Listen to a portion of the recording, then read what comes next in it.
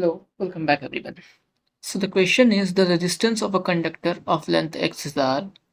If its area of cross section is a, what is its resistivity?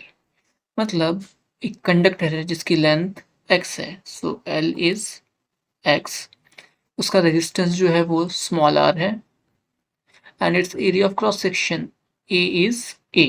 Okay, we have to find its resistivity, उसकी resistivity क्या है?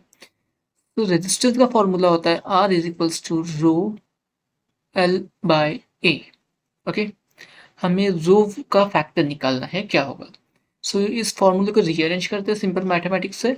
सो rho will be R A by L, right? R is equal to rho L upon A, तो rho will be R A upon L. अब हमें R की value दी गई है यहाँ पे small r, area is A and length is x, so resistivity will be rho will be equal to r a upon x. I hope it is clear. Now what is its unit? तो resistance का unit होता है ohms. Okay, area का unit होता है metre square और length का unit होता है मीटर. तो मीटर से मीटर स्क्वायर कटेगा और बचेगा सिर्फ मीटर, तो ओम मीटर. ठीक है, तो इस तरह से इक्वेशन सॉल्व करना था. Now next one, three resistance x1 x2 x3 are connected in circuit in different ways. ठीक है, तीन रेजिस्टेंस है, उनको हम लोग अलग अलग टाइप से जोड़ने वाले हैं. x इज इफेक्टिव रेजिस्टेंस, है ना? x is effective resistance. The properties observed for this different ways of connecting x1 x2 x3 are given below.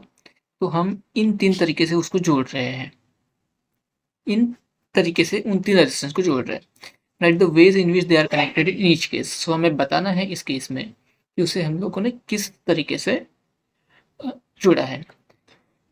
Current I flows through x1 x2 x3. इसका मतलब क्या है? Same current is flowing through all the resistance x1 x2 x3 के through same current flow हो रहा है. तो उसे हम किस वे में जोड़े होंगे? Yes, when current is same through all the resistance, it is obvious that those are connected in series. okay, so first वाला जो है series connection का है. okay, x is larger than x1 x2 x3. x जो है वो larger है as compare to x1 x2 x3. ये ऐसा कब होता है? जब इन सब का हम एडिशन करेंगे, और एडिशन किस केस में करते हैं? when it is connected in series again. yes, x smaller than x1 x2 x3, है ना? जब total resistance 1 upon x1 plus 1 upon x2 plus 1 upon x3 इस टाइप का आएगा, उस समय उसका टोटल रेजिस्टेंस जो होगा वो स्मॉल होगा as compare to x1 x2 and x3. So ये कैसे कब आता है? It is in case of parallel connection में. Okay, the potential difference x1 x2 x3 is same when the resistance are connected in parallel.